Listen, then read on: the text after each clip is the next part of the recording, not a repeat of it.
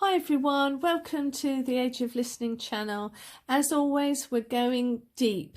So when you go deep into the symbols of the Rider-Waite-Smith deck, you're really able to see the story of each card and learn tarot a lot faster. So we're going to be comparing and contrasting between 4 different decks so we can get a really good, as well, broad understanding of how other decks look at it. But you've got the Rider-Waite-Smith, the Light Seers, the Witch's Tarot and the Everyday Witch. So let's go straight in then. We've got the Hanged Man as a number 12. And number 12 is the marriage of the Magician card, number 1, and the High Priestess, the number 2 card. It's a Pisces card, deeply connected to water, and the element, the planet that it's held within is Jupiter, and some would say Neptune, but Jupiter talks about abundance and expansion, a very, very good word for this card, and the Neptune that more modern astrologers see it being represented by would be illusion, and a planet of illusion and mystery. And those 2 words there also really go well with this card. So this is not a lesson that the Fool, pardon me, this is not a lesson that the Fool is witnessing. So the Fool, we've been following on in his journey, but really this is a vision of what enlightenment looks like. This card, I call it the Yoda card. He sees the game of life as it really is, the game of life. The Fool sees before him the man who has swallowed the red pill. So if you know anything about the Matrix, you'll know what I mean.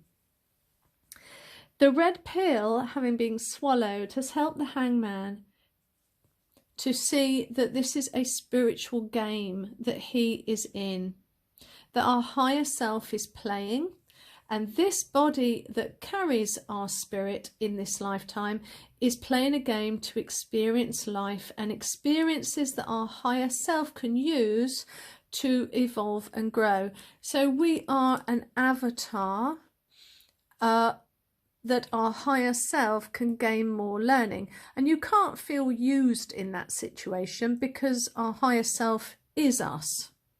It's just that when we came to this life experience, we completely disengaged from our creator and our higher self and forgot all about it.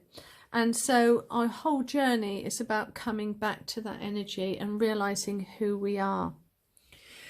Here we have a posture of a man who he's got his legs turned into basically a number 4 shape, and this symbolizes the earth, and it's 4 directions. And when we mean 4 directions, we mean air, fire, earth and water. His arms and shoulders are in a triangle shape of water, the triangle shape of water, okay, which is a downward triangle. His sister card, so if you imagine that the High Priestess and the Magician had a pair of twins, these are the twins. If you can see, their legs are the same way, and basically as the Magician, like the Justice card, we see a reflection of the powerhouse couple of the Magician and the High Priestess. Here again we have another child where the Magician's brought down the power from above with his double-ended wand, and it goes into the Hanged Man, creating this sort of wonderful, he's radiating that spiritual energy. And the High Priestess is mirrored in this card because of the isolation and the deep receptivity towards spirituality that this card is showing. And really it's telling the Fool that this is what it looks like to be awakened. Okay, this is what it looks like to be aligned with your highest self, with the highest creator, to be transformed and experiencing the power of our creator, God's energy on a daily basis. So how he views life has changed forever. This hanged man, he sees everything from a different perspective. This man now has connected to source energy by inner awareness. So this is what this card is. How wonderful. So there is a book that you can get. See, I've just dropped it on the floor actually. Ugh. If you want to know the symbolism of the tree, it was so long and so kind of complicated, but I would recommend you getting the 78 Degrees of Wisdom by Rachel Pollack, and she explores this wonderfully, but it's quite complicated and I thought I won't do that to you. But here we have with the gold shoes and the golden rope. So this is all life-giving joy that's representing. The red of emotions and passion. He's a happy soul. He's got the blue intuitive tunic top, and girded around his waist is a belt of royalty, and he knows who he is. He stands in the creator God energy. He's at one with the one, if you know what I mean. He's upside down with this wonderful golden glow of being touched by God. And I would like to say, I was looking at the backgrounds of the cards the other day, just having a recap, and there was something I hadn't quite noticed before. But when there is a white background here, it always, to me, it sort of tends to land on cards that are neutral. So he's in a neutral state right here, where as they go bluer and bluer and really blue, it's, to me, it was, I don't know why I'd never seen it before, but as you get more and more into your emotions, and deeper into emotions and angst, it gets darker and darker until it gets to almost navy. But anyway, it's a neutral position, and how apt. So, just want to say, I asked if you could look at these cards here while I say something very personal about my life. Hopefully you'll be able to have this sink into your memory before we close up. I asked my higher self once to explain this game, and my higher, more real self showed me a metaphorical table with a chair, with my higher self sat at it, looking down at 7 circles that looked a little bit like kind of plates or glass plates, you could say, that were placed on the table. And as I stood over to look at what it was that my higher self was looking at, it showed a picture like a TV screen of my present life. But on every circle that I looked into, when I looked into it, it showed my life, how my life had taken a different avenue because of a different choice I'd made. And my higher self was learning and growing as it watched every scenario play out. So if you can imagine, every time I've made a choice and made a decision, it's taken my life in a different route, and a new plate would turn up, and so on and so on and so on. I do believe that 7 plates is symbolic. I don't believe for a minute there's just 7 plates. I think there's thousands. But with every new change of experience that I have, my higher self grows, and all that information goes back to Creator God. That's what I believe. You don't have to, but that's what I believe. So it changed my perspective on, obviously, on life completely. I now see that every person has a higher self that is doing the same thing, and everything is real, but nothing is real. That situations I face are not personal, but they are personal. So my decisions have become a lot easier now, and you know, I no longer see situations and choices as if they're life and death experiences, and also, you know, joyful or heartbreaking situations are there to be entertained, not entertaining, but entertained. What are, you know, really every situation is, what are we, me and my higher self, learning? How can we make the situation more productive for experience's sake?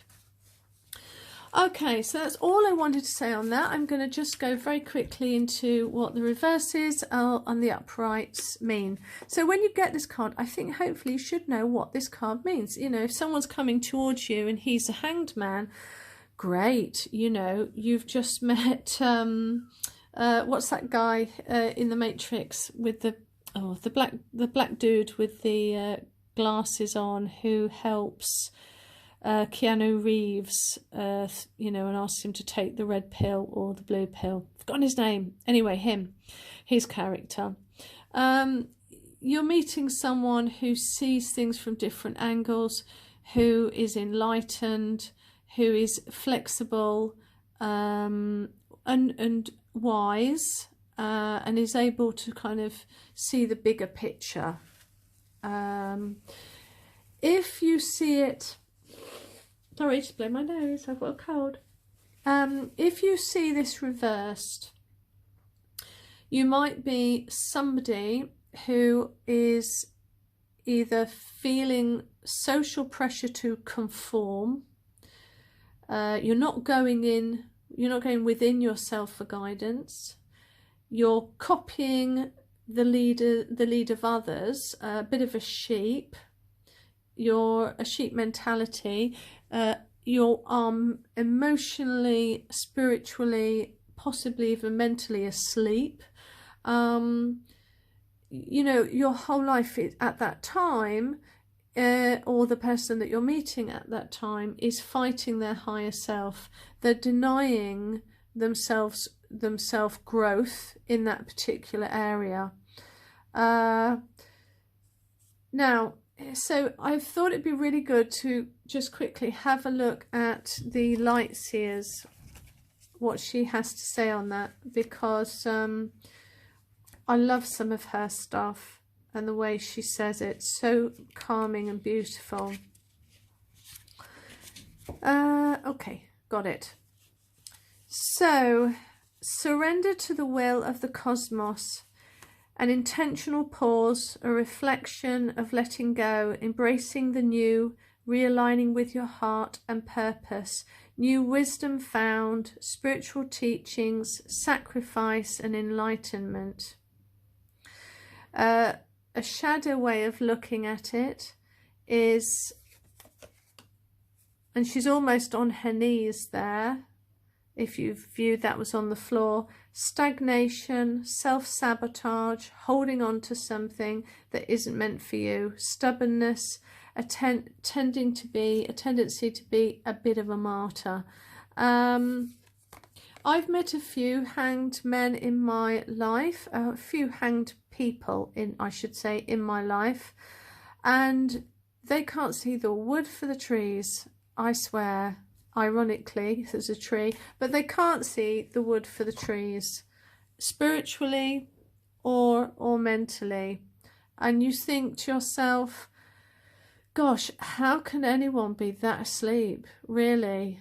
And so Yoda, and if you can think of anybody in your life who is similar to what I've just explained. You know, have you ever looked at somebody and gone, I mean, the mentally asleep, the emotionally asleep, generally look at the people that are awake and say, oh, they're so, you know, they're a bit nuts. They are into sort of weird stuff and a bit airy-fairy, and they're, you know, they're into all that like weird spiritual stuff, and oh, they need to be a bit more practical, and they need to be a bit more this and a bit more grounded in the conscious world, you know, that's what they need to be. And yet we look at them and we go, blimey, it almost looks like he's leaning against I've got my magnifying glass here actually, see if it works. I really want it to work this time. See if that works.